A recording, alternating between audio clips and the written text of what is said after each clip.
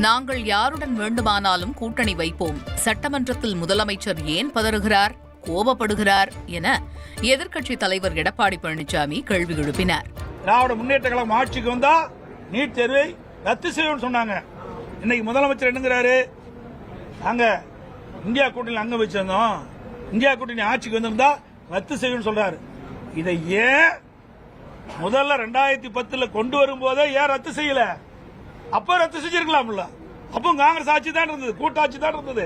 அப்போ ரத்து செஞ்சதா இவ்வளவு உயிரை நாம் இழந்திருக்க வேண்டிய அவசியம் இல்லை. திமுக கூட்டணியில் அங்கம் வைக்கின்ற கட்சியெல்லாம் அண்ணா திமுக பாரதிய ஜனதா கட்சியோட கூட்டணி, அண்ணா திமுக பாரதிய ஜனதா கூட்டணி.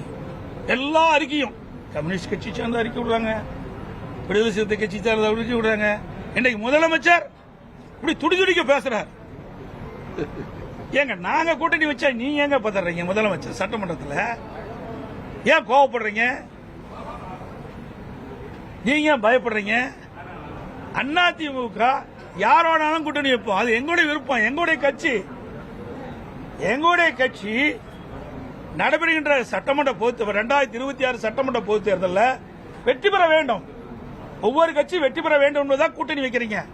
நீங்க எப்ப பார்த்தாலும் பலம் வாய்ந்த கூட்டணி, பலம் வாய்ந்த கூட்டணி நீங்க சொல்றீங்களே, அது மாதிரி நாங்களும் அதிமுகவும் பலம் வாய்ந்த கூட்டணியை 2026 சட்டமன்ற தேர்தல் அமைப்போம், நிச்சயமாக வெற்றி பெறுவோம்.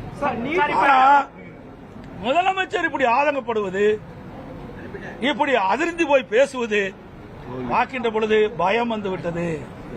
அதிமுக கூட்டணி அமைக்கப்பட்டு விட்டால் ஆட்சி மாற்றம் ஏற்படும், திமுக ஆட்சி இழக்கும், அதிமுக ஆட்சி வரும் என்று அவர் மனதிலே வந்த காரணத்தில் தான் அந்த வெளிப்பாடு பார்க்கப்படுகிறது. சட்டமன்றத்திலே நேருக்கு நேர் பார்த்தேன், அவர் பதற்றப்படுறதை பார்த்தேன், அவருடைய பேச்சிலிருந்து வர வார்த்தைகளை பார்த்தோம்.